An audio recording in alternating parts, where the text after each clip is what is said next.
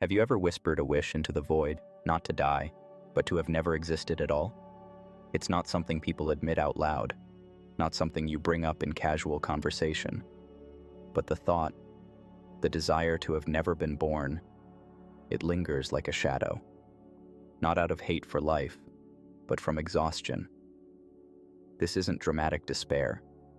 It's quieter, subtle, like waking up after dreaming of running for miles and feeling tired anyway. A longing for stillness, for freedom from the noise stitched into your name before you could speak. Imagine never playing the game, never getting a role, never being told this is who you are. No pain, no fear, but also no joy, no laughter. A strange trade, and some would take it. They don't seek peace, they seek absence. No awareness, no weight, just stillness. Why? Because deep down, we know we didn't choose any of this. Not the body, not the brain, not the birth. You just appeared. No choice. No warning. And some days, that feels like a curse. There's a name: antinatalism. The belief that birth is a harm, that non-existence is better. It sounds bleak. Maybe it is. But maybe it's also ancient. Buddhists speak of nirvana, freedom from rebirth. Not paradise, not joy, just release. The flame goes out. In the West, the echoes remain, those who saw existence as burden. But let's not pretend this is poetic. It's not. If non-existence is better, what does that say about everything? About love? About hope? Maybe those are illusions. Maybe not.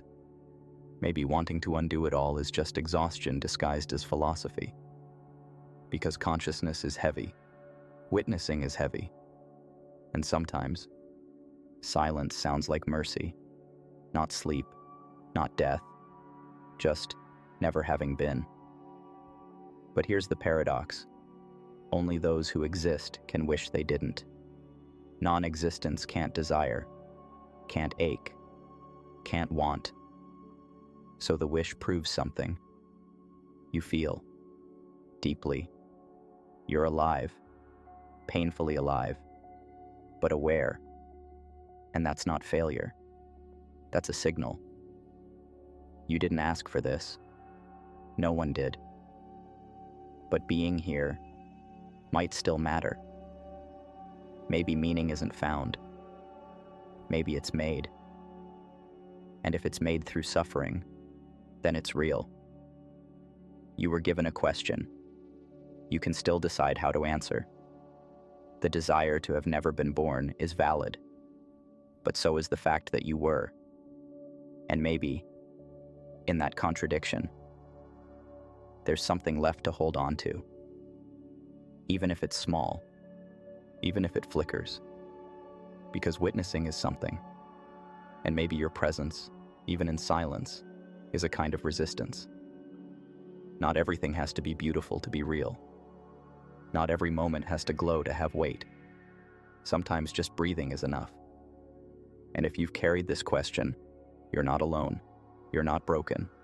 You're awake. Keep watching. Keep feeling. Keep enduring. Because maybe we're not meant to solve it. Maybe we're meant to bear it. And in bearing it, show others how. So when someone says, "I wish I had never been born," you can say, "I know, I've been there, and I stayed, and I'm still here." But let's go deeper. Think about the nature of time. You didn't choose the year you were born or the family you were born into. You didn't choose the culture, the language, the trauma that lived in your blood long before you took your first breath. All of that was assigned. And yet, somehow, you're held responsible for becoming something from it. It's a paradox, a cruel one. The world tells you to be grateful for the gift of life. But what kind of gift comes with suffering baked in? What kind of gift demands your silence when it hurts? And still, we pretend. We smile. We say, "It's fine." Because that's what the world wants. A version of you that plays along. A version that doesn't question the game. But you're here because you did question it, because somewhere inside you, the silence broke, and the truth slipped out like a whisper. I never asked for this. And that whisper matters, because it's the beginning of awareness, of honesty, and maybe even liberation. To feel like you should never have been born isn't cowardice.